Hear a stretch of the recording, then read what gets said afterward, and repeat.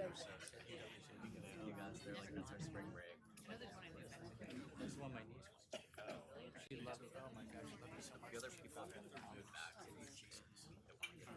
Or they thought out plan. One of the teachers of the teachers.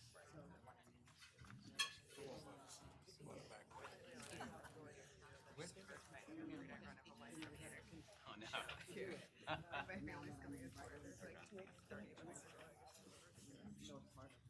Where is it at?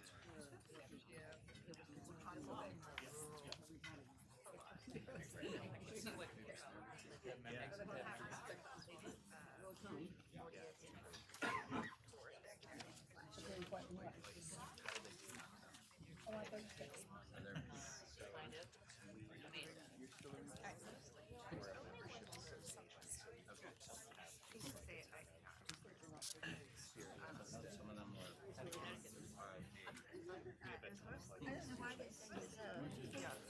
Sorry.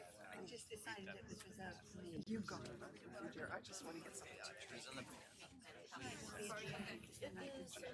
Yeah. How did you like to walk together? Did you drive here? It's too much to walk on the Where do you live? Northwest. Okay, that is Yeah, I don't know if I'll keep coming back. I really didn't like the walking. All right, good afternoon, everybody, and welcome. Thank you so much for joining us today. My name is Maureen Conway. I'm Vice President for Policy Programs here at the Aspen Institute and Executive Director of the Institute's Economic Opportunities Program.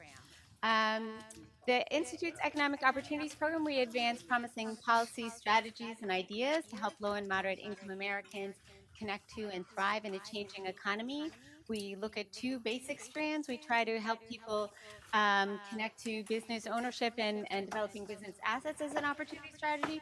But we also spend quite a lot of time thinking about how do we connect people to work, how do we connect people to good jobs, and how do we stimulate the creation of good jobs. At the Working in America series, we really think a lot about what's going on in the changing nature of work in the United States. How should we understand that? How should we think about it? And importantly, what does that mean for the vast majority of American people and families who support themselves on their earnings through their work? We are delighted to have the support of the Ford Foundation, the Walmart Foundation, and the Prudential Foundation for our Working in America series, and we're very grateful to them for their thought partnership and support as we bring this series to you. So today's conversation is around farm workers, and we have a treat today because we have both an author who's going to be talking about her book and a panel to include sort of the key players in the story that she's written about, who will be in a conversation today. So we're excited about that. And it's interesting to have a conversation about farm workers. So I don't know how many of you looked at the jobs report last Friday, and we think about jobs and the creation of work. But the thing is, farm workers aren't even counted in those statistics about who's working in America. We think about work, and we frequently don't think about farm work. We think about an economy that's gone from farms to factories, now to service and technology.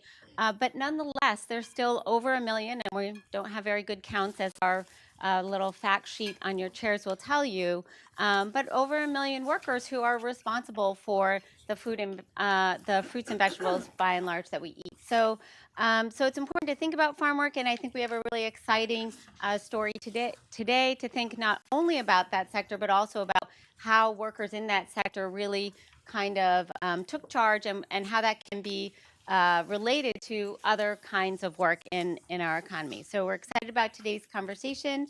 And just before we start, I want to make a couple of announcements. We are recording and live streaming. We're very excited to have our colleagues from C-SPAN here with us today. So if you have a phone with you, please do silence it. But please do tweet. Our hashtag is TalkGoodJobs. We will also have books on sale today after the event. They're on a discounted price, and we have the author here to sign them for you. So we will have book signing at the end of the event. So please take advantage of that opportunity. And now I want to introduce the author of I Am Not a Tractor, Susan Marquis, who's going to start us off with some brief remarks about the book. Susan.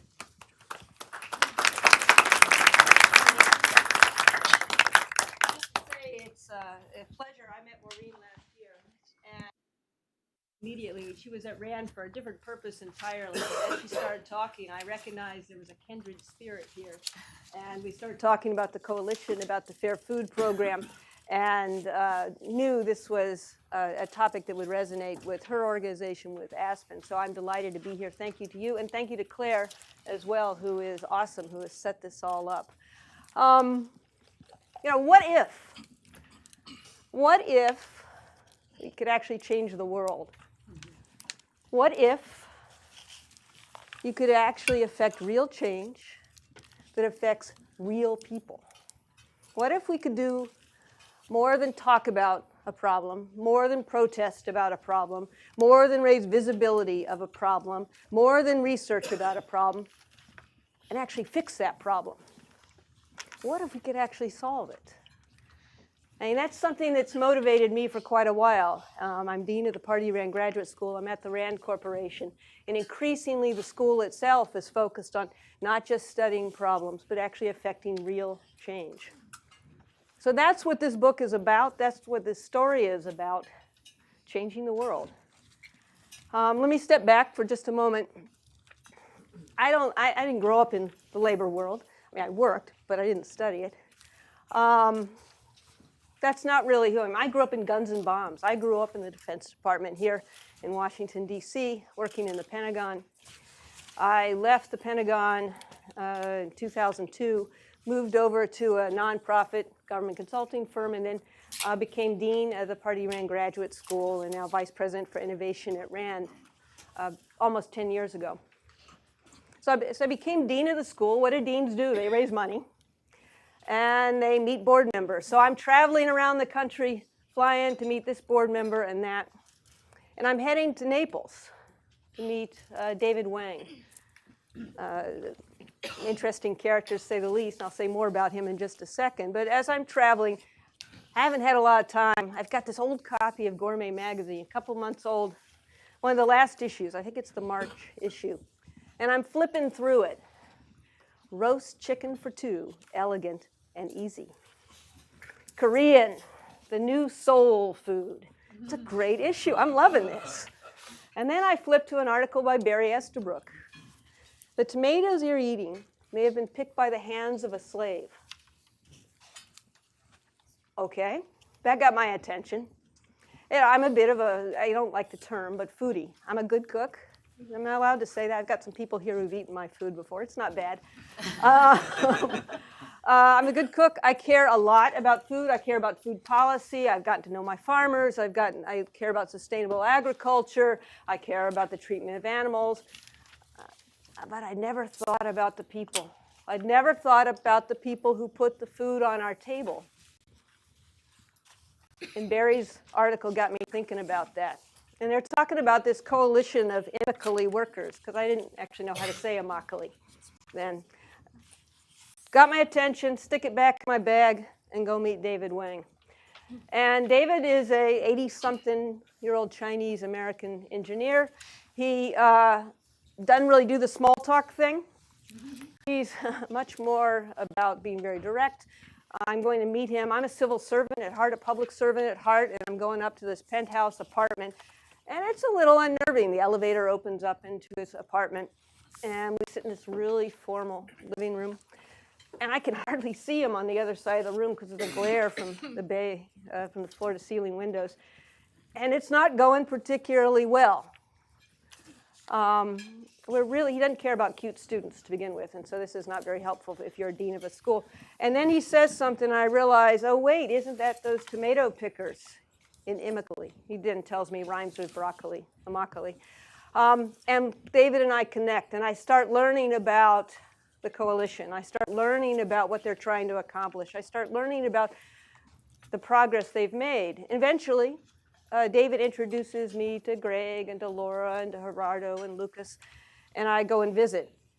And the question is, all right, this is really interesting. I care. It is horrible what has been happening, and I'm, like everyone else, appalled by the conditions that are rampant in American agriculture today. These are problems that go back, they're in the bones of our country. They go back to slavery, they go back to our uneven relationship with immigrants and immigration.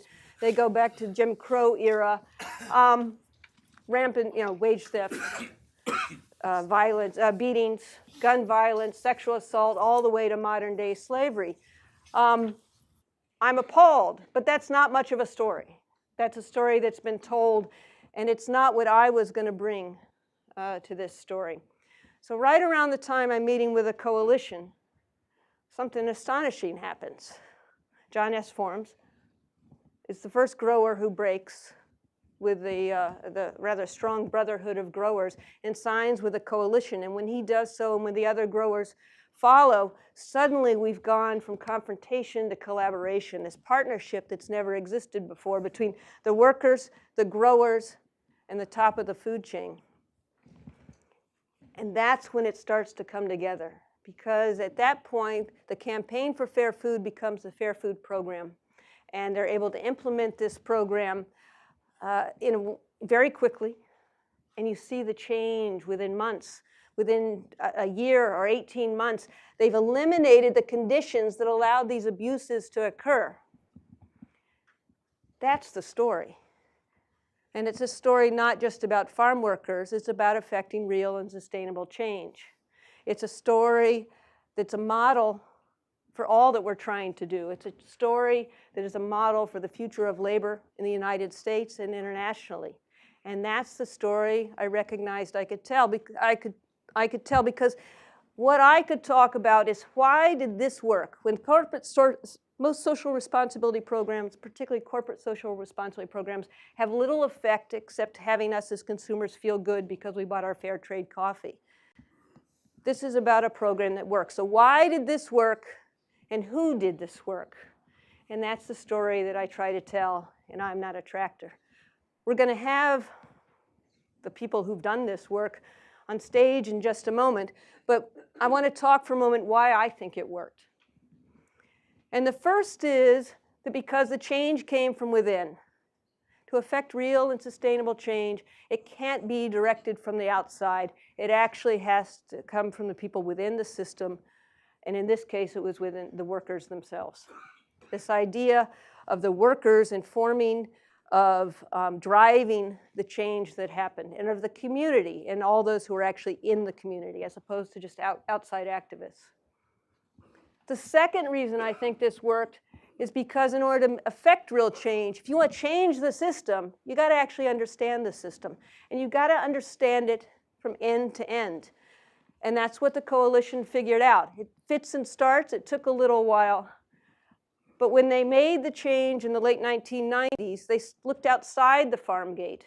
They looked beyond their immediate employers, and they looked to the system as a whole. And they saw that system as the workers, the crew leaders, the growers, the buyers, and even the consumers. And they saw that the strength, the power, was at the top of the food chain.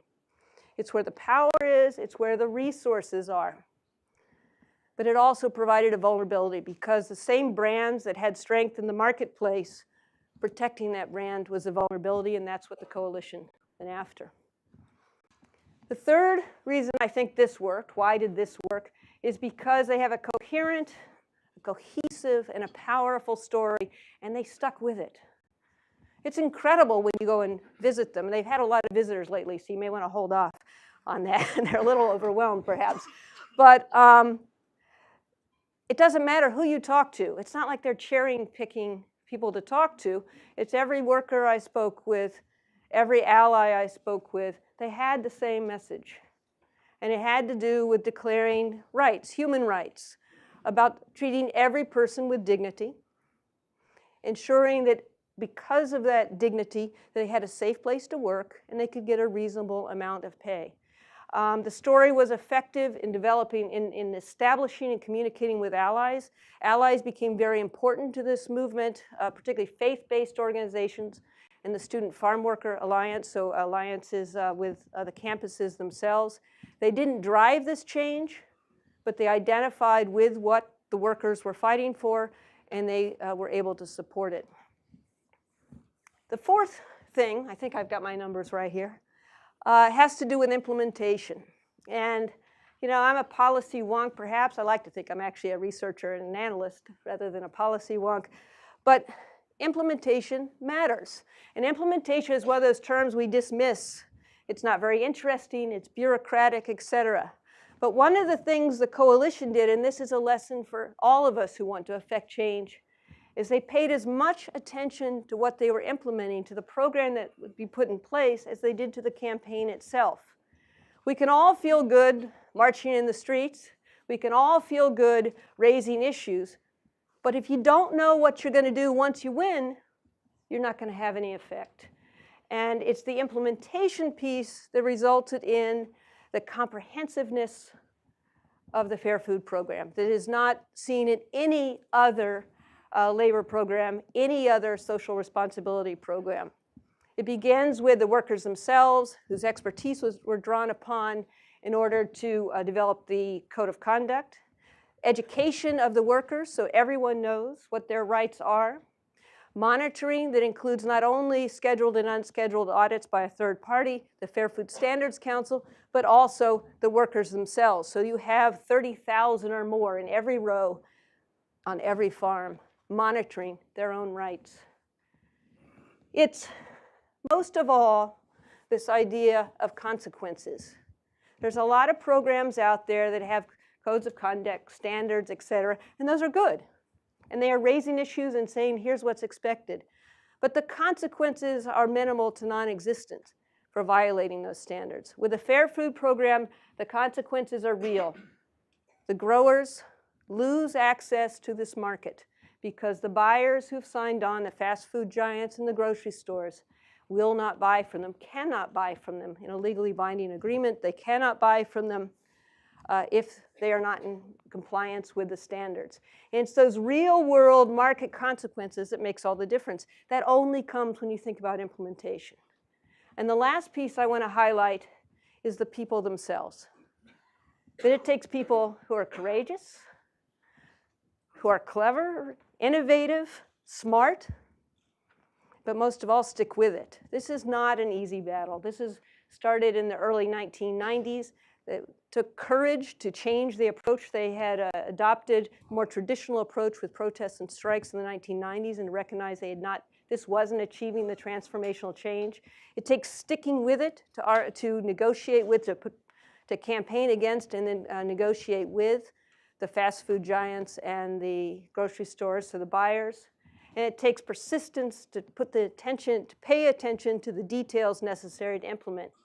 And that's a remarkable skill set. So the people, the system matters, the approach matters, and these people you're about to meet matter a great deal.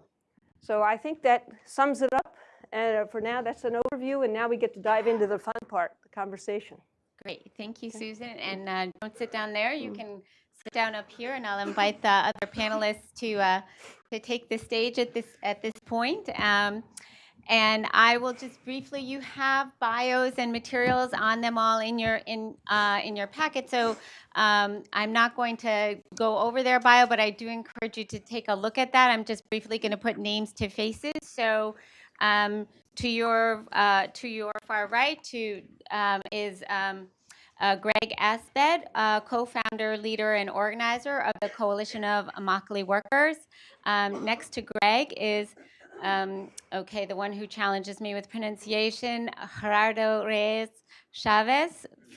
Thank you. Who is also a leader and organizer with the Coalition of Immokalee Workers.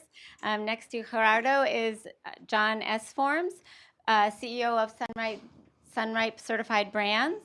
Next to John is Susan, that we just heard from, and we're delighted to have moderating today's conversation Stephen Greenhouse, who was a labor reporter for the New York Times for more than 30 years and has a book coming out in 2018 that we're looking forward to maybe hosting here next. So Stephen, I turn it over to you. Thank you. Thank you, Maureen. So I'm really honored to be asked to moderate this discussion because there are four very impressive folks on this panel. I've been reading Susan's book, and as I told Susan, I didn't expect anyone who worked for the Defense Department to be a good writer. But she's written a very nice, very readable, very, very smart book, and it really lays out very well the history of Coalition of Immokalee Workers. And Greg Asbed, I met Greg first, I think 1997, 1998. I was down in Florida doing a story about horrific housing conditions for farm workers, and you were a fairly small organization. I thought, this ain't going. I thought this ain't going anywhere. And now 20 years later, and I've written about Coalition of Immokalee Workers in my book. I think for my money, it's one of the 2 or 3 most effective worker organizations, non-union worker organizations in the country in terms of lifting workers. It's really made a serious difference in the lives of 35,000 farm workers and lifted not just them, but their families. And I first met Gerardo a long time ago when he was a rank and file worker, and I've seen him develop into a true leader. I don't know if any of you have seen the movie Food Chains. He plays a big role there. I was at a training, and Gerardo was speaking to about 300-400 workers about safety issues and how to avoid sexual harassment. And he's a very, very impressive worker leader. And John S. Forms was very courageous. For years and years, the tomato growers refused to deal with the Coalition of Immokalee Workers. They basically boycotted. They wouldn't talk to them. They wouldn't negotiate. And any grower that agreed to pay the penny more a pound that the coalition was working for, any grower that agreed to do that was going to get fined $100,000. And John kind of bucked the tide and reached a deal with the coalition, and really his agreement, his courage in reaching a deal has really broken the dam and got things flowing, and it's really made a huge difference down there. So let me start with a question for Greg. You were involved in the founding of the Coalition of Immokalee Workers. Tell us about why and how the coalition was founded. Well, let's start with the why. You heard from Susan some of the conditions that existed in Immokalee in the past, and that continue to exist, frankly, outside of the Fair Food Program and agriculture. I think, what's the saying, that life is solitary, poor, nasty, brutish, and harsh? Is that the Hobbesian version of life outside of society? Immokalee was essentially outside of society, at least when we were first there, late 80s, early 90s. It was a dog-eat-dog world where you would see people getting beaten in the central parking lot after getting their check because they complained about the fact the check wasn't as much money as they thought it should be. And nobody would come to their defense. You were by yourself. You were alone. And there was this sort of sense of the daily exercise of raw power that defined the town, and a deep imbalance of power that allowed that to happen. And so, but rather than describe it and give you a couple of examples, Alejandrina is a worker who today, very luckily, works at one of John's farms. But she's been here for over 20 years, and she was talking to CNN not too long ago, and she described her experience when she first got to the country 20 years ago. And she said, I was 14 years old, and first thing I did was go to the fields to work, and a boss said, I can get you a better job. You're too young to be in the fields. I can get you a better job in the packing house. It's nicer, we work by hours. Just jump in my truck and we'll go there. And you can imagine what happened next. He attempted to assault her. Fortunately for Alejandrina, another worker saw what was happening. He intervened. What the boss wanted to do didn't happen, but both she and the other worker were fired the next day. So that 14-year-old girl's experience in the fields 20 years ago is not an isolated thing. It hasn't stopped happening. It still happens in the fields in different places in the country. Not under the Fair Food Program, but it is typical. It is something that is one of the extremes that's not untypical. Another example is I was working with a group called Legal Services, Florida Rural Legal Services, early on in Florida. And we were doing outreach, talking to workers, and some workers came up and said, could you help us get our last check from the boss we were working for before? And my colleague and I said, sure, we do that all the time, no problem. What's up? Why didn't you get your last check? And they said, well, we had to take off in the middle of the night. And we said, well, why did you take off in the middle of the night? And they said, well, the police came. So we asked why the police came. And it was because one of the workers stood up and said, you know, we don't have to work by force. We don't have to stay here. If we want to change employers, we can. This is America. We're allowed to move from one job to another. We don't have to do this. And he got shot. And so the police came. And so we left. So we need our last check. And so for us, you know, the last check was important. We got that last check. But that was the beginning of an investigation that led to a seminal case in the modern anti-trafficking movement called U.S. versus Miguel Flores. And you know, that was an introduction for us to another extreme of labor conditions when we first started organizing, which was forced labor. So those are the two sort of examples that you can take from concrete experience that we've had to see what the worst can be. But then there's everything else in between.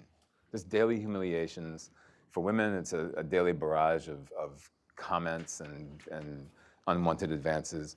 You know, for everybody, it's wage theft and unsafe working conditions. That's what led to organizing in Immokalee. How it happened? You know, those conditions exist everywhere. So why doesn't that happen everywhere? Why doesn't that spark change everywhere? And I really do think it's just one of those things that, you know, fate, essentially. There was a confluence of events in Haiti, Guatemala, Mexico in the early 90s that led to a lot of people who had experience in fighting for democracy and human rights in their own countries, coming to the United States as refugees. And that experience is pretty powerful stuff. It leaves you with skills and approaches to working with a community that other people don't have. And it so happened that I also lived in Haiti for 3 years before going to Florida, and worked with some people who were actually in Immokalee at the same time that we got there. And so we all got together and decided to, rather than just watch this parade of sadness go on, to actually use the skills that we had and start working with the community to see if we couldn't mobilize people to start demanding change. And so that's pretty much why and how it started back in the early 90s. Thank you. So Gerardo, can you tell us a little about how you first heard about the Coalition of Immokalee Workers and why you got involved and joined, first as a worker, then as an organizer, and as an activist? Well, I've been a farm worker most of my life. I started when I was 11 years old. When I arrived to Immokalee, it was because of work. You know, you hear about Immokalee, you hear about tomatoes, oranges, and many other crops.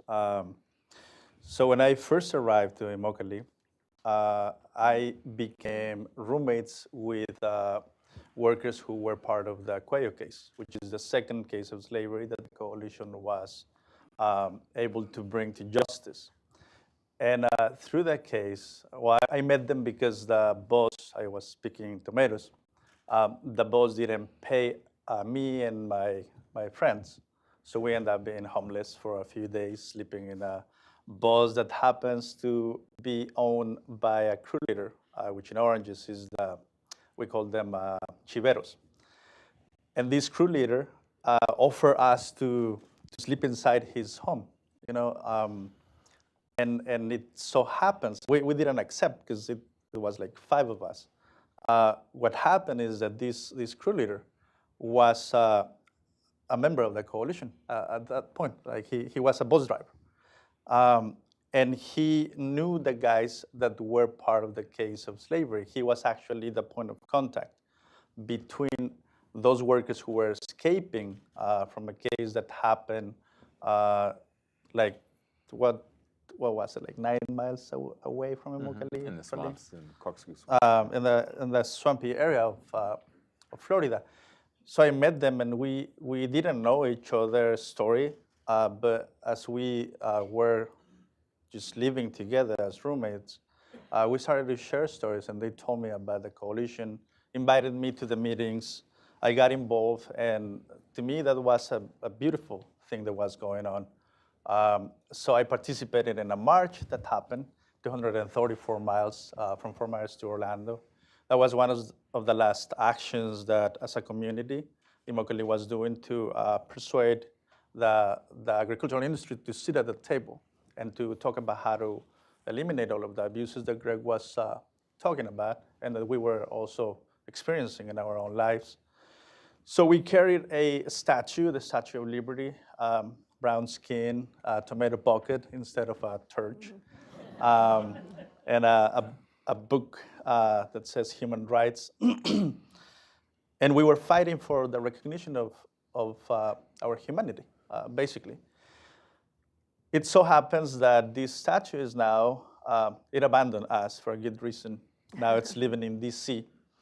The Smithsonian as part of the permanent exhibit of the American History Museum.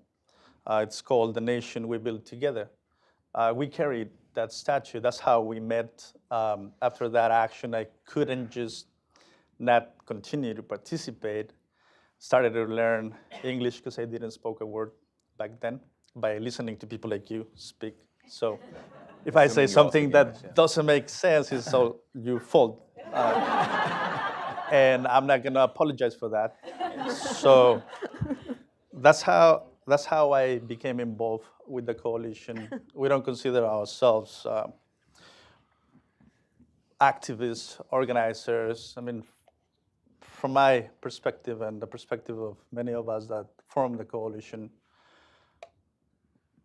we're just people fighting for a better life, and we have been able to achieve really important agreements that are transforming the lives of thousands of workers, and we're aiming to expand this wherever it is possible. Thank you. Then John, can you tell us a little about the history of your company, Sunripe, and how you first met, got involved with, fought with the Coalition of Immokalee Workers? That became friends with. How much time you got? Not the very first. Sunripe Certified Brands is family-owned, fourth-generation family-owned business, partnership between the S-Forms and the Heller families. We're both immigrant families. My family, the S-Forms family, is originally from town Saloniki and came over right before World War I and settled into New York. The story that's important to me and important to this story is how we ended up in the produce and eventually in the farming business is that my great-grandfather was working in a shoe factory in New York and got sick. And his doctor told him, you can't work in the factory anymore because of the airborne glue. And you need to work outside. And that started us in the produce business in New York with a push cart selling watermelons, eventually on the Bronx Terminal Market, and eventually reaching out to building farming operations first in upstate New York and eventually in Florida, California. We were in Cuba. And that was the genesis of our involvement in agriculture. Sunripe Certified Brands is a partnership that was formed in 1982 between our two families who had been longtime friends and partners in various deals. My relationship, the company's relationship with the CIW is through the whole period of time that is being described both in the book and that you've heard up here as a very adversarial, essentially at-war relationship. We were aligned with all the other growers in the state of Florida.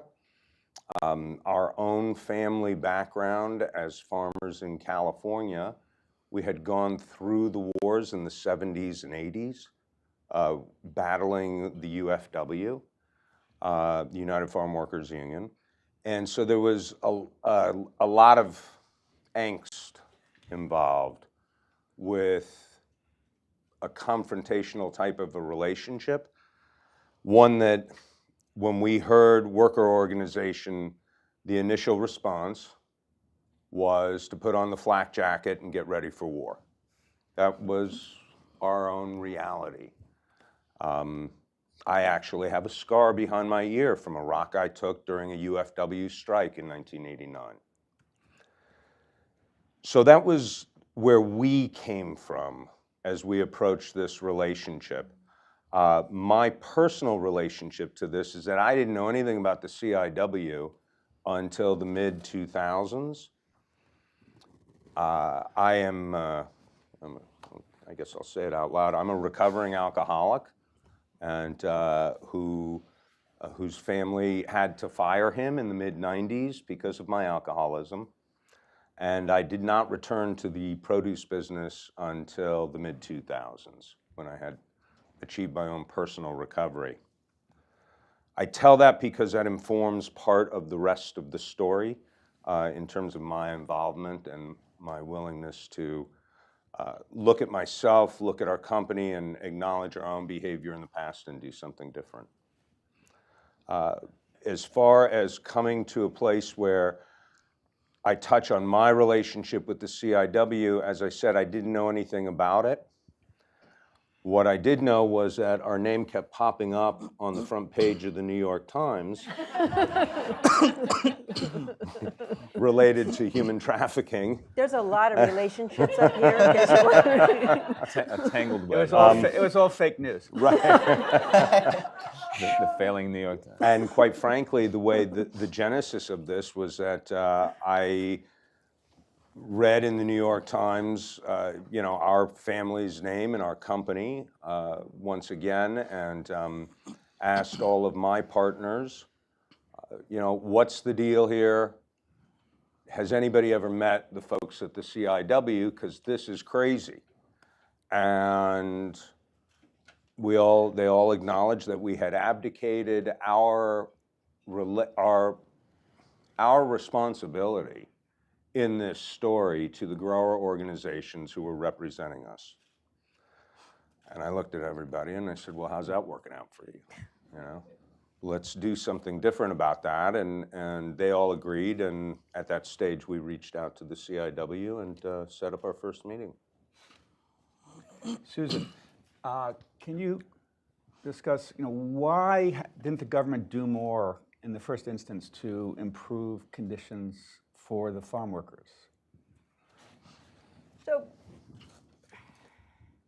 farm workers have always been on the outside. It goes back, as I mentioned in my sort of opening remarks, to our history with slavery, to our uneven relationship with immigration. But it was really codified in the 1930s when you had some of the major labor legislation, the National Labor Relations Act, Fair Labor Standards Act, 1935 and 1938, I think. These major, really transformational pieces of legislation provided protections that we now take for granted. Eliminating child labor, providing for overtime, the right to unionize, right to organize, that sort of thing.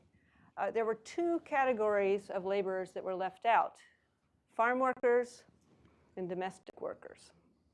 If you think for a moment, you can figure out why those are the two categories. In order to pass the legislation, they needed the Southern vote. And African Americans were the people that worked in those two categories. They are the ones on the farm fields. They're the ones providing domestic support. And so they were left out of these major pieces of legislation. And they were really left behind. Even now, they don't have the same protection as other workers. There were some changes in the 1960s, particularly after extraordinary documentary, Harvest of Shame, that was shown on Thanksgiving 1960. A few changes again in the 70s, but as a rule, they've been left out of standard protections. Greg, can you tell us about why Coalition of Immokalee Workers initially targeted Taco Bell and then Burger King in its campaigns, and how did you mount the campaign, and how did you ultimately win? Well, because Taco Bell makes farm workers poor. Yeah, there clearly, you have it. Everyone knew that at the time. Well, as I think Susan had mentioned in her intro, we'd spent nearly a decade, and John mentioned as well, at loggerheads with the local growers, right? And we made some progress, but as Gerardo was saying, what we wanted to do was just have a better life, right? We wanted to have a community that could solve problems that had been plaguing it for years, from poverty to just absurd abuses, and that wasn't happening. So we had to find. And to take the analysis a little bit deeper, the problem wasn't sexual assault. The problem wasn't slavery. It was the imbalance of power that made those things possible. That's what it is. It's the imbalance of power that makes it possible for someone to exert their will over someone else, and that other person have no ability whatsoever to hold that person accountable. And that's what existed for so long, and we needed to change that. So we had to find some source of power that would allow us to take the scales and balance them again in a way that would essentially take those emergent properties of the imbalance and wither them away. So that if you restrike the balance, where you have a humane, civilized relationship with the people who would have done those things in the past, those things stop happening, and that's what we were seeking. So eventually, you beat your head long enough against a wall, and you realize the wall's not going away. You have to find another way to get around it, and we found that there was a voice that the growers had to listen to. They didn't have to listen to ours, for a number of the reasons that Susan explained, but they had to listen to the voices of their customers.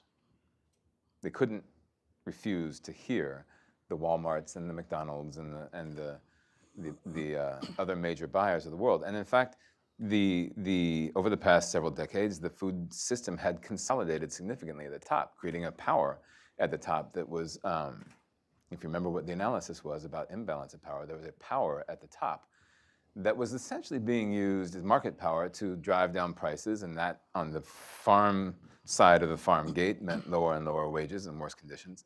But in effect, that power is neutral. It's not necessarily negative. It doesn't necessarily create negative consequences for workers. It's simply that it's never harnessed to create positive consequences for workers. We decided that we'd be the first to harness that power, to change the direction of its impact, and to actually improve workers' lives rather than impoverish them. Right? So the analysis was that there was this opportunity for us to address companies like Taco Bell, inform them of the conditions in their supply chain, and they would come to us and say, how can we help? Because we certainly don't want slavery in our supply chain. We certainly don't want sexual harassment or sexual assault or any of the other problems you're talking about. What can we do to help? Turns out it didn't work that way, though. We were wrong. Yeah, we sent letter after letter and didn't get any response. And so finally, we decided that we'd have to go to the public and educate the public, which is where the clever slogan about Taco Bell making farm workers poor came from, which we had to spend about 4 years explaining to students across the country in particular, and people of faith and others, until there was enough pressure on Taco Bell, particularly on university campuses, where students were saying, how do we know that the tomato in our chalupa wasn't picked by a slave? Can you promise that? And that was a tough question back then. There was no fair food program. And so students were actually demanding on their campuses that Taco Bell be removed from the campus until it could answer that question, until it could meet with the CIW and work with the CIW to be able to answer that question. And so that's how it started. And from there, Taco Bell, after 4 years of campaign, signed an agreement in 2005. McDonald's followed, Burger King followed, most of the fast food industry followed, with one exception, which remains an exception today, which is Wendy's. We can talk more about that some other time. Boycott Wendy's. We have a boycott Wendy's shirt out here. Outside, there's information you can learn about. But now there's 14 companies that support the Fair Food Program, everything from Walmart to McDonald's and Whole Foods. And it's their purchasing power. It's the power of, in the industry, they call it the power of the purchasing order, right? And in fact, just real briefly, we're not the first to imagine this. The industry itself dealt with this, right? The industry had a problem that was an existential problem for the food industry, which was salmonella, E. coli, food-borne illnesses, right? At some point not too long ago, the retail end of the food industry insisted to its suppliers that to be a supplier, to be able to sell to those major buyers, you had to meet food safety standards. You had to be certified for food safety standards. Those didn't exist 20 years ago, 30 years ago, but they do now, right? And by using the power of the purchasing order, saying if you don't meet these, if you're not certified, you can't sell to us. They actually have made a major dent. I mean, you can't get rid of everything, but they have made a major dent in foodborne illness outbreaks. The exact same mechanism is what we are using to stop sexual assault, slavery, wage theft, and all the other things that have plagued farm workers and farm labor for generations. I often tell people one of the cool things, if I may use that word, about the Coalition of Immokalee Workers is who enforces for you, who makes sure that the growers comply with workers' rights. It's Walmart, it's McDonald's, it's Taco Bell. Like, if growers violate workers' rights, then they pull their orders. So instead of having the government enforcing, you actually have these, the power of the purchasing order. But it's a real important power. We should make this a very popular program in DC today. And we thank the Walmart Foundation for, yes. No, seriously. So the program describes itself as a worker-driven program, worker-driven social responsibility. Corrado, can you talk about the importance of it being worker-driven? And when you had all these church groups and synagogues and rabbis and student groups supporting you, how did it remain worker-driven and not have these other groups end up running the show? Well, in both instances, when we are in a tour, right? The example that Greg was sharing about Taco Bell. Since the very beginning, we started to talk to people in every space that was willing to hear about what we were trying to communicate, which was we're aiming to bring corporations to the table so that we can, working with them, also bring the agricultural industry to have a conversation and end all of these abuses. When we were talking with all of these different audiences, we made sure that they understood that we were not asking people to save us. We were not asking anybody to come with the right answer for our issues. We were not looking for experts, because we are experts in our field. And contrary to what many people and many experts said about farm workers, we also have the wits that are necessary to be able to create what we created, for instance, the Fair Food Program. So we made sure that people understood, and we were actually using an equation that we created in Immokalee. C plus C equals C. Now, we're not mathematicians, obviously, nor scientists, and we will not be, we're not aiming to be, but we are people that have the capacity to analyze things and be able to share our message in an effective way. So for us, C plus C equals C is consciousness plus commitment equals change. What that meant, the reason why that was really important to be used in Immokalee while organizing with our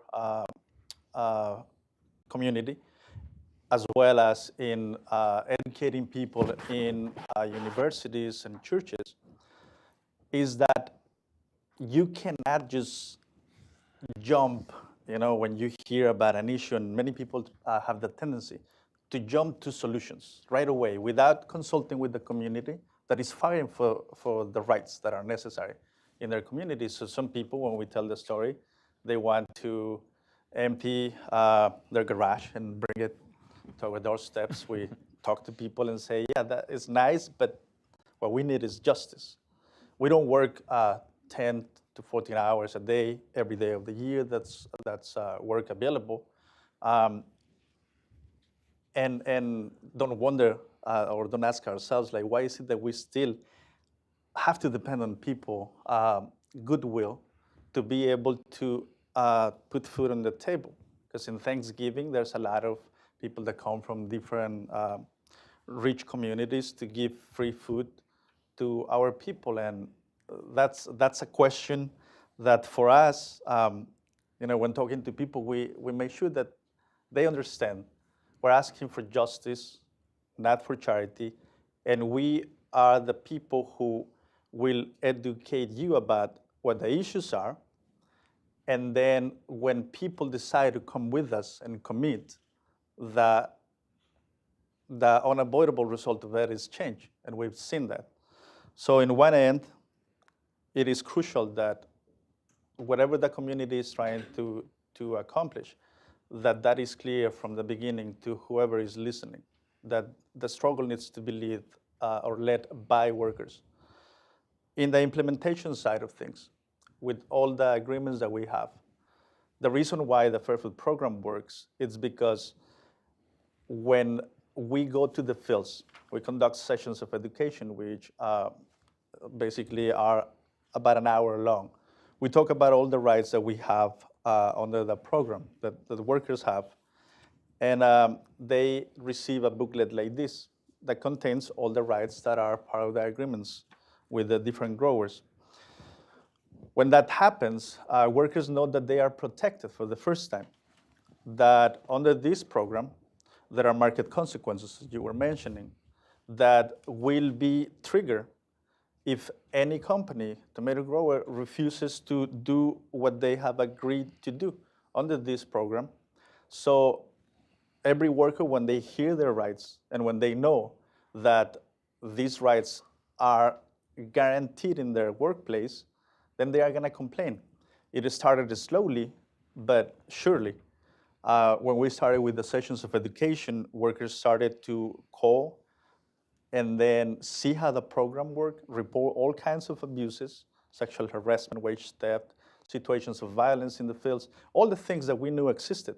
But for the first time, workers also witnessed how those abuses were fixed.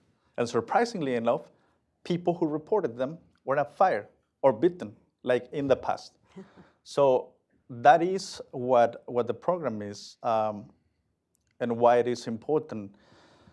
We have 35,000 workers that have, because of those protections, because of those market consequences, and because of the work that we collaborate with the industry, they become monitors of their own rights. And that is the most powerful thing. That's what makes the complaint-based mechanism so effective. Question for John. About John and his company were the very first one to sign an accord with the Coalition of Immokalee Workers. I remember reading an article about this, and it said that you were in a rush to do this before the Jewish holiday of Yom Kippur, and you wanted to reach the agreement before sundown. So you were the first to sign on. I wanted to ask you, what caused you to finally, go from war to peace with the Coalition of Immokalee Workers? And you must have felt a lot of pressures from other growers, from your buyers, from some of the big companies that had signed on to the Fair Food Agreement that were probably pushing you to sign on.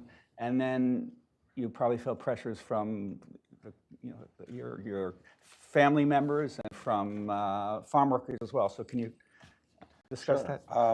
First of all, and I don't know whether I was living in a vacuum or what was going on.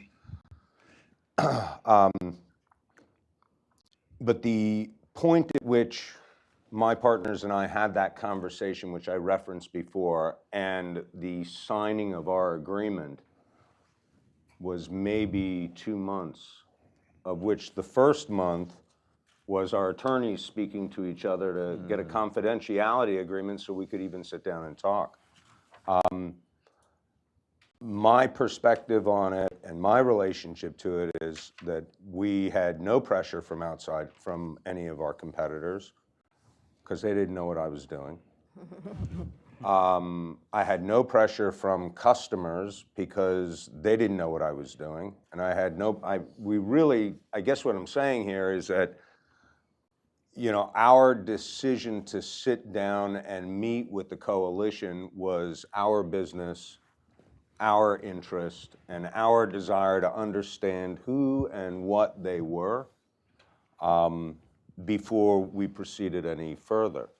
That first meeting, we call it the cup of coffee now, but I walked in and met with Greg and Lucas, and the first thing I told them is, I'm here to have a cup of coffee and decide whether I like you and I trust you, because if I don't, we're not going anywhere.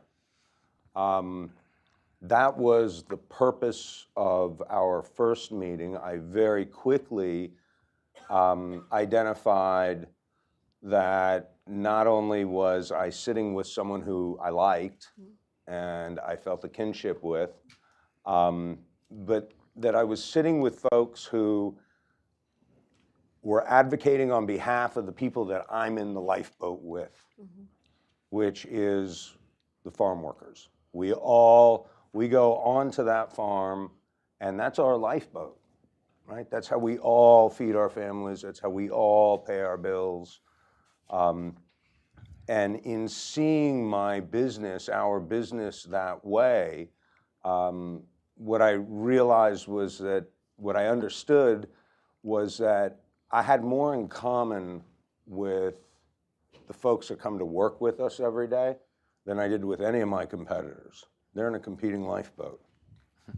This is ours, that's theirs, you know? I think, is that?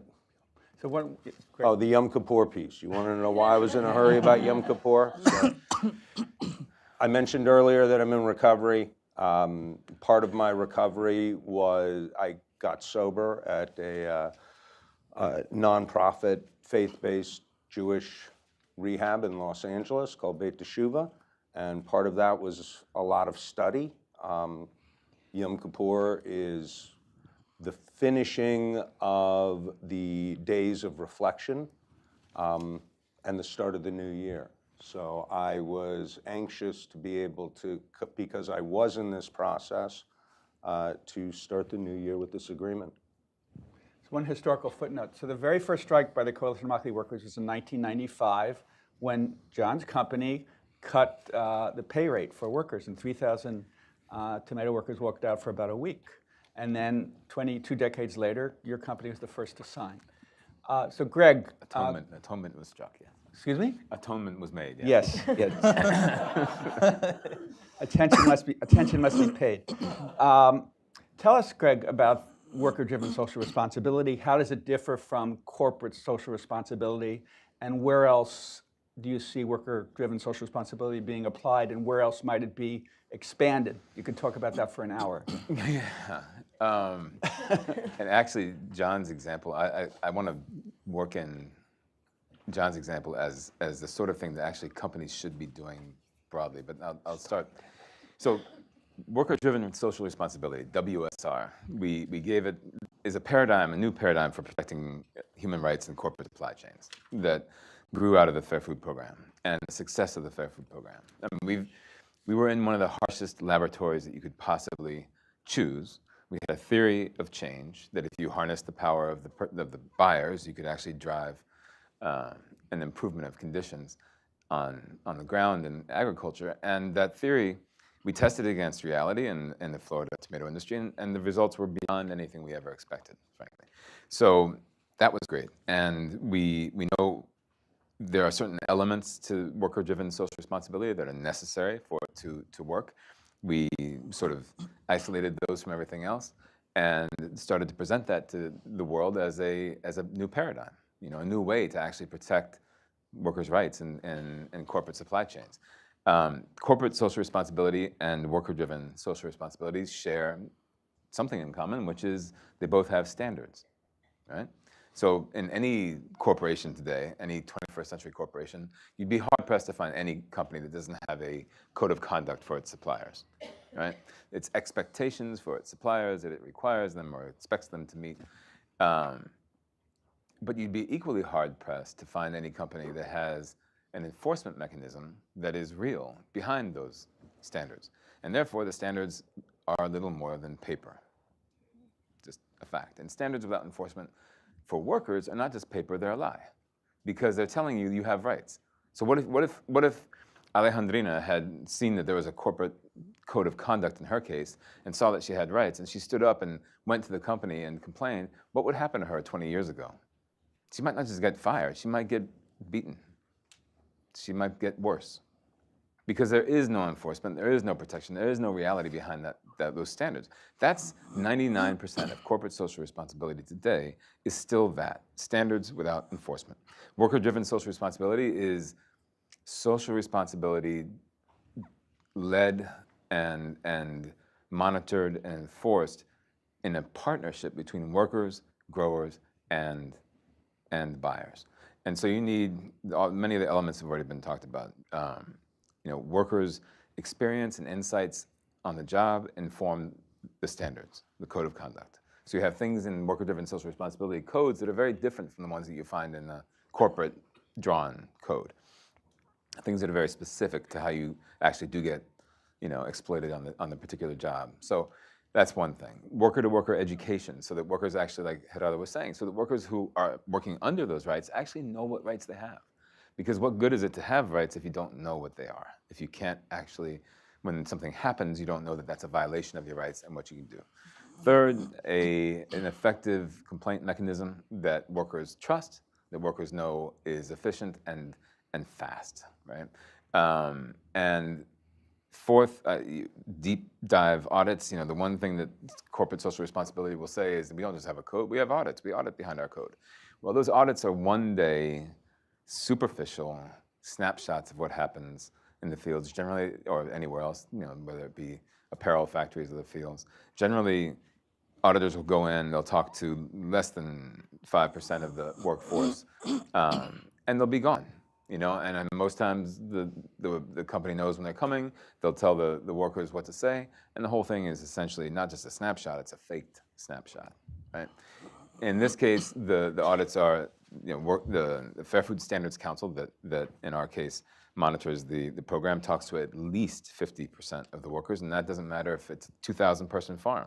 They talk to 1,000 workers before they leave to get a real solid picture, a highly pixelated picture of what's happening out there. And they get into the books and they talk with the management, and they talk about management systems, and then they work with management to actually make sure that there are systems in place that can guarantee compliance. It's not a gotcha program. It's not there designed to catch farms. It's there to help farms identify bad actors, bad practices, get rid of them so that they don't become actual risks for the farm or for the people who are buying from that farm. And then behind all that is the market consequences that you heard about. So if there's a corrective action plan at the end of an audit, for example, or at the end of a complaint system, and the grower is reluctant to, say, fire a crew leader who's been found to be serially harassing women, because that crew leader has been a really good crew leader for a long time, then that grower has to make a decision.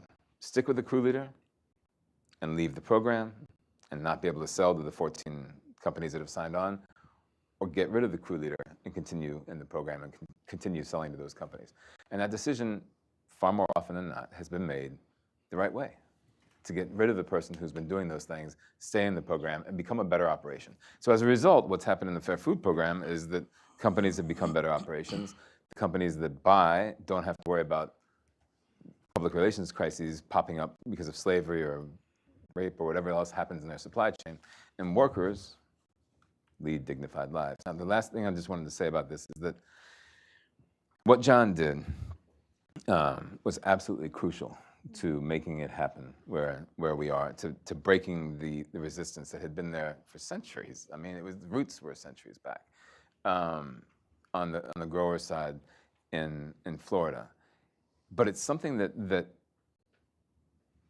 all companies, be they suppliers or buyers, in this century need to consider and need to see the kind of leadership that John did. Because what John did was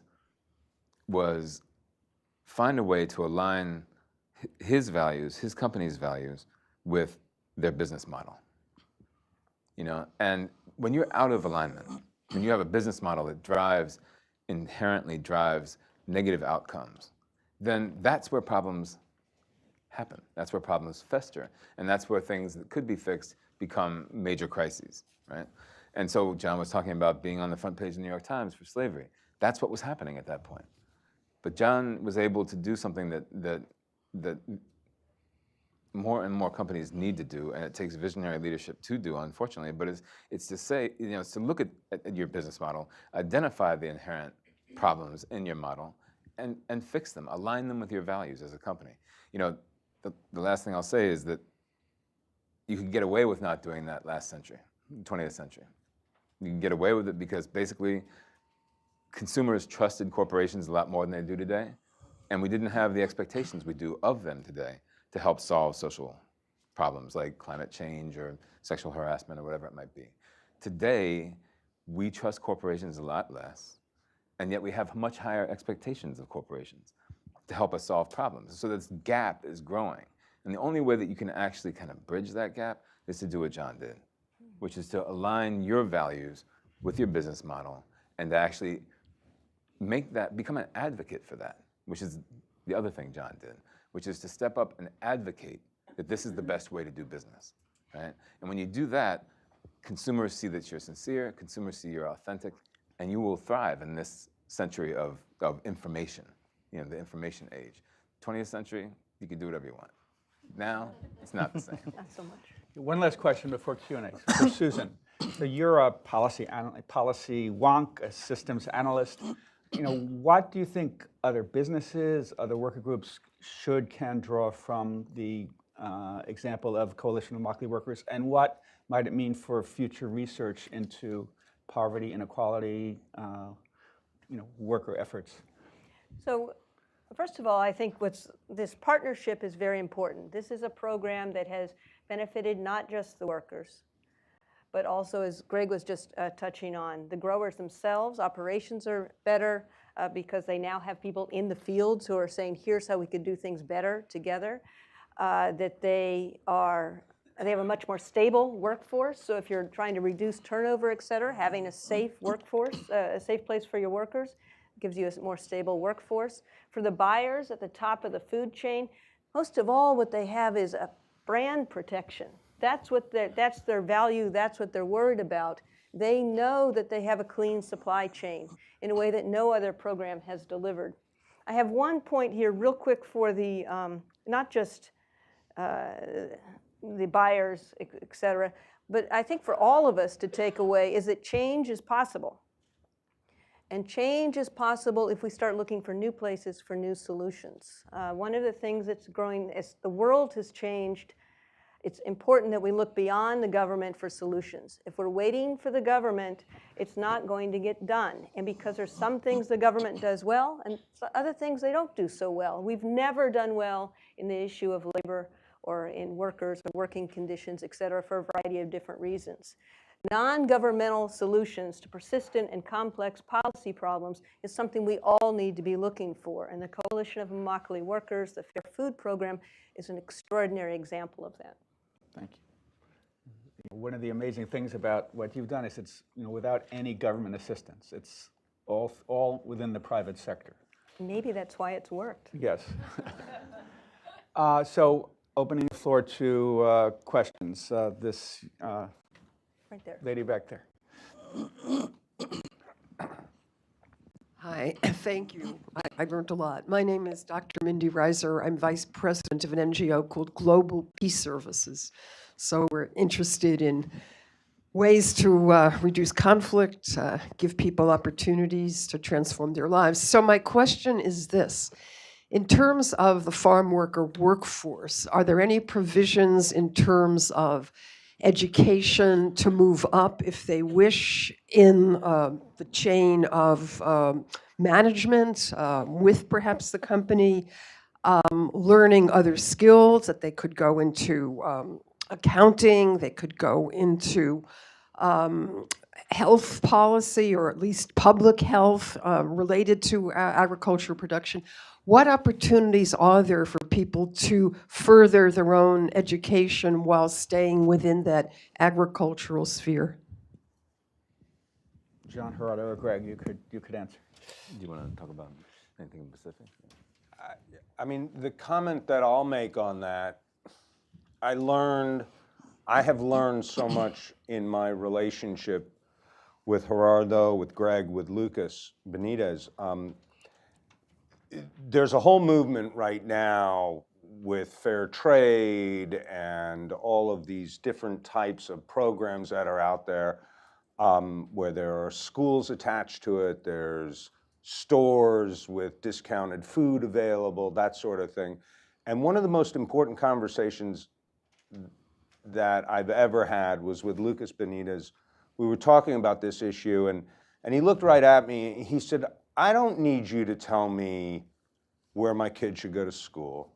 I don't need you to provide cheap food for me. As Gerardo was mentioning before, they don't need free turkeys in Immokalee on Thanksgiving. No more. What they need is to be, Keep you free. what people need is to be treated fair at work, have a safe place to work, be paid a fair wage, and live their lives. And that resonated for me both as a business owner and as a human being, because quite frankly, I don't want anybody telling me what resources are available to me or my kids. So I don't know if that answers your question, but that's how I would, what I would say about that. the woman with the black hat. Yeah, Ellen Taylor. I used to work for OSHA for a number of years, and so I know your frustration, and I know that we need to look in new places for new solutions. But particularly, I also used to teach at the Labor College in New York City, so I know a little bit about the history of labor unions. They used to be social justice and social improvement organizations before they became power brokers, and they had clinics and schools and child care centers. And I'm wondering if that's part of your vision for the CIW. Well, with the hurricane that just passed by Immokalee, Hurricane Irma, there was a lot of people that in the past wouldn't support what we were trying to do, which is change, expand the gains that we have achieved with these agreements. And it was a difficult thing to be able to direct people to support what we are doing, but a lot of effort in trying to support charity work related. So, sorry, I lost train of thought. Well, let me say something. You kind of hear the same thing coming from this stage here, which is, and I'll take it in a different direction, which is, with this new paradigm that we have, WSR paradigm, there are millions of workers who are still working, not just in the fields, but in apparel factories and dairies and poultry and whatever you have, that are suffering the same things that we have been able to eliminate in the tiny sector of where we are in the Fair Food Program. We could work until we're dead, and then 3 more times of life and death to get what we've done to those workers first, before we worry about those other things. When people, I often ask people to do a little thought experiment, right? So do people here like to buy from fruit stands? Summer fruit, like fresh fruit from a local farm, right? I know I grew up around here, so the Eastern Shore, if you drive out there in the summertime, it's beautiful stuff out there. So imagine you're driving up into a fruit stand, and it's everything you ever hoped for. Beautiful, colorful fruit, smelling fantastic. You grab a bag, you fill all your stuff up. You go to the cashier. The cashier's got a little ruby cheek kind of look and everything. And they're checking you out. And as you're just feeling that happy buzz you feel at those places. And then you hear a scream. And you look over the cashier's shoulder, and you see a worker being beaten, pistol whipped, by the boss in the farm that's producing the stuff that's in your beautiful bag of colorful, fragrant fruit. What would you do? Would you complete the purchase? Anybody? No, right? Most people would stop, at least run away in horror, right? Some people would try to stop it from happening. We're the organization that tries to stop it from happening. But the thing is, that's happening everywhere. So there's a hierarchy of needs in a way.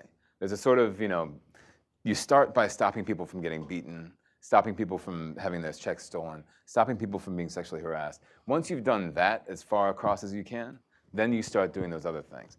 And there is so much work to be done still in low-wage labor to get this model out and to give people the power they need to redress the imbalance of power that makes those things happen in workplaces across this country and across the globe, that we just don't have time for those things yet. We're only so many people and so many resources. Yeah, and what I was going to say is we are trying to direct the resources that are coming into town through the relationships we have with other organizations to be able to create together with them, not directly as the CIW, but working with people, telling them like this is a good place to start in terms of the housing. So there's different ideas that are being explored on that front. But yeah, as Greg was saying, the list is huge, and the priorities need to be at the center.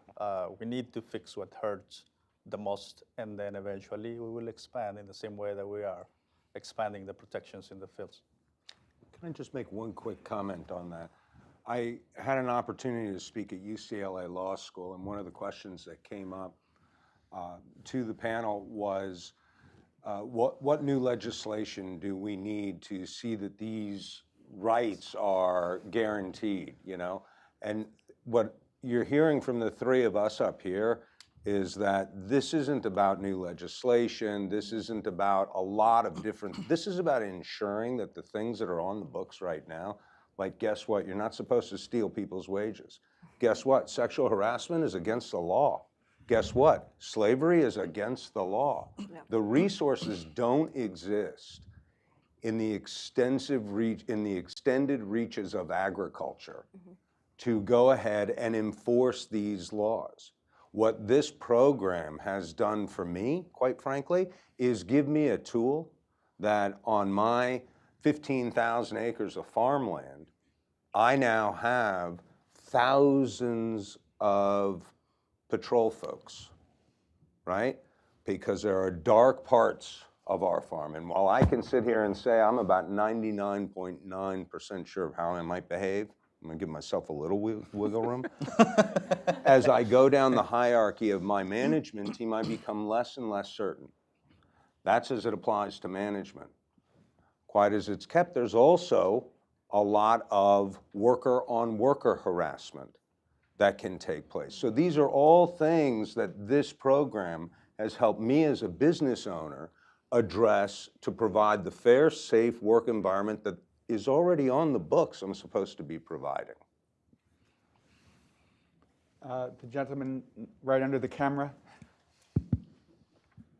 Hi.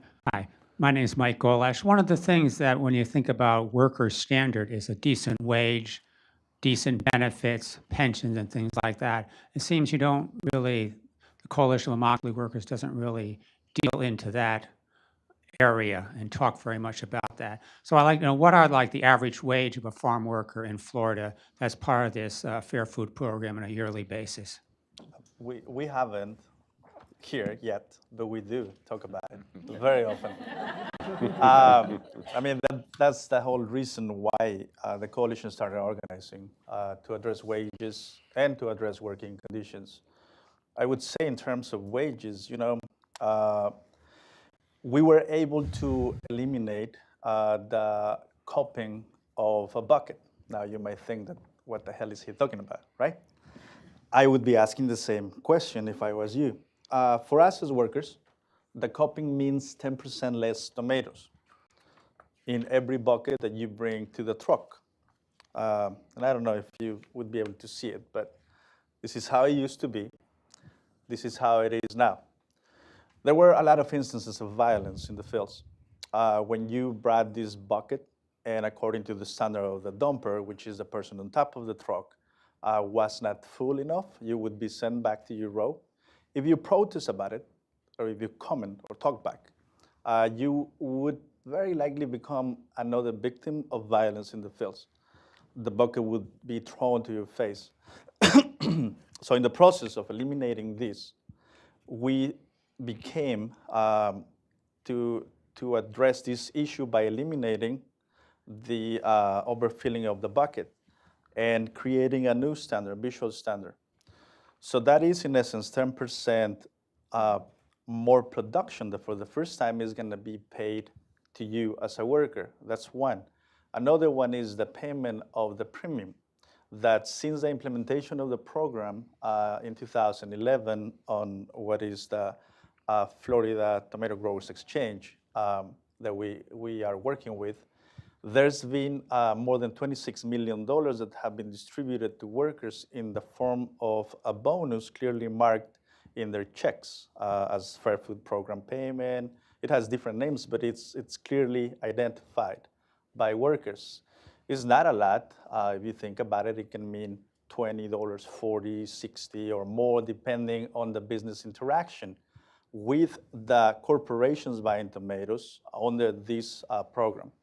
What that means is the urgency of the public and of us together working to be able to bring more corporations to do the same, because that amount should be much more than that. Right now we have, what, about 20% of the market Roughly. participating with us on this.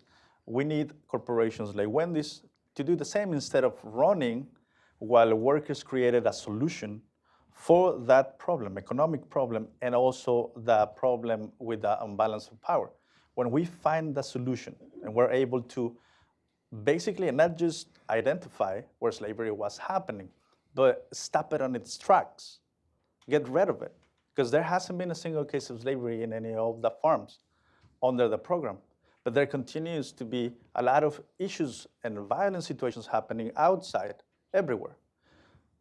So when we found a solution, what Wendy's did is basically punish the growers that were supplying them for years. Growers that were providing the tomatoes that, they were profiting from it. And now they decided to go to Mexico when we created the solution because the growers decided to participate with us. That is just wrong. So we need to do that to bring more corporations to do the same, to increase more that bonus. Also, I don't know, since we started to work with the agricultural industry in Florida, as an industry, the wages have gone up. It was 40 to 45 cents per 30 plus years. And in a span of 6 years, now it's 55 in average, 60 in some companies, even 65 cents. So I don't know, things are moving in the direction that they should. And I would bet that it is not a coincidence. I would say that it is because there is, for the first time, a working relationship, human to human, where we are taking into account, all parts involved, the things that matter most, which is the dignity of the workers. I want to ask, we're going to do a lightning round, but I want to ask Greg one quick question. So CIW has been such a success. What are the chances you might spread your wings to the fruit industry in the Midwest, vegetable industry in the Southwest, or to all of California? Or the world. Yeah. What day is it? No. I mean, we are currently in the initial stages of talking with growers in Texas about watermelons and other crops. The program, we're working with a dairy worker organization in Vermont, as you well know, that we're helping establish their own Milk with Dignity program, and they have Ben & Jerry's as their primary partner, as a corporate partner, and they're working with farmers there. So it's expanding in that direction. We have inquiries from all sorts of different directions, from workers, from corporations who want us to expand our footprint in their supply chain. And we're working through those things. Hopefully it'll be in many, many, many more states. I mean, right now it's up the East Coast. It's in 7 states and 3 crops, but we want it to be everywhere it can be. So now a so-called lightning round. If you wanted the members of the audience to take one thing from this discussion, be it a question to ponder, a fact to keep in mind, a call to action, or something else, what would that be? Should we start with Greg or Susan? Susan, okay. As I said before, change is possible. If you want to change a system, look at the system as a whole. I believe the Coalition of Immokalee Workers and Fair Food Programs have done this, and we need to look at it as a new model for addressing labor issues that benefits the buyers, the corporations, as well as the workers. To you, John. Okay. I'm not going to leave you with my words. I'm going to leave you with the words of Rabbi Abraham Joshua Heschel.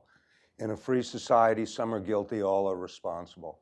We all bear the responsibility to ensuring that our fellow men and women are treated fairly in the workplace and at home, and have safe places to go to work. So that's the challenge. That's what it means to be human. That's what it means to live in a community and be part of something.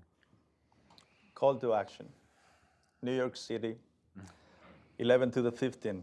We're gonna do in front of Nelson Peltz's office. Which month, Gerardo? March, sorry. Call to action. I don't know. I got excited. Yeah. So yeah, we're gonna be in New York, and we're extending the invitation to allies all over the country to join us. We're gonna do a fast with presence for the entire day, those 5 days. Nelson Peltz is a key player within the structure of Wendy's. He's the president of a hedge fund called 3N Partners. They invest a lot of money, profit a lot, and have a lot of power, but they refuse to use it. So we are going to their headquarters to ask them to exercise their power in a responsible way. We're going to be joined by church leaders, by people from different universities in the country, and the culmination is going to be a march. We hope to have thousands of people. So help us spread the word. 11 to the 15th of March, join the farm worker community. And we are bringing the message that it is time for them to do the right thing and to help us to expand the protections against sexual harassment and violence in the fields. And I would just close by saying that, there's no change that happens just because we wish it would. We need action. The action is what has made it possible for every corporation to come on board, to use their power in a responsible way, resulting in this transformation. It's not science. It needs people on the streets, and we need to spread the word. And if we believe in this, we shouldn't be depending on someone else inviting us to do this. We know that there are many things that are wrong and need to be improved in the working places of America, but particularly in farm work. So let's do this together. And I'm not sharing this as an invitation. I don't want to convince you. It's an order. It's an order. I command you to do that. No, I'm not asking you this as a favor. We shouldn't be asking this as a favor, because social change shouldn't depend on charity in a way, on that regard. Asking people, convincing people. This should be about a basic understanding. Just think about this for a second. The food that you have in your tables, all the celebrations that you have in that table with your family, with your friends, that food came from somewhere. We are the people responsible for those moments too, whether you have seen us, thought about us or not. And we're asking for the same ability to be able to do just that with our own family. But we need you to recognize that and stand with us and follow our lead. So.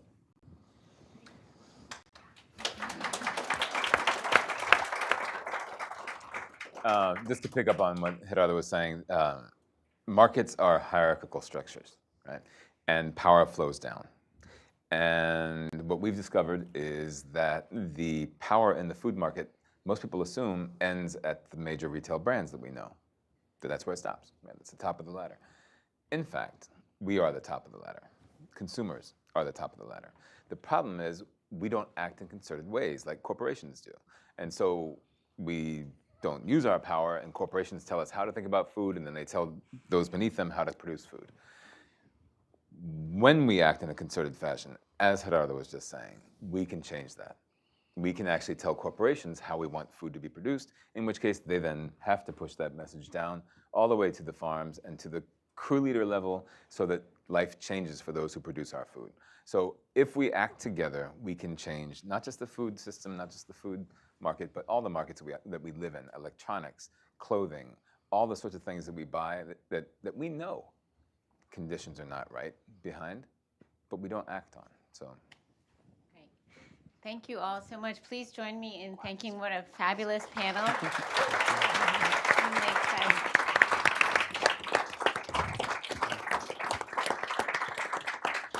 Susan is going to be signing books, so please join us for that. And also, please come back on February 21st. We'll be having Drivers of Opportunity, How Will Latinos Shape the Future of the American Dream? So please come back for that.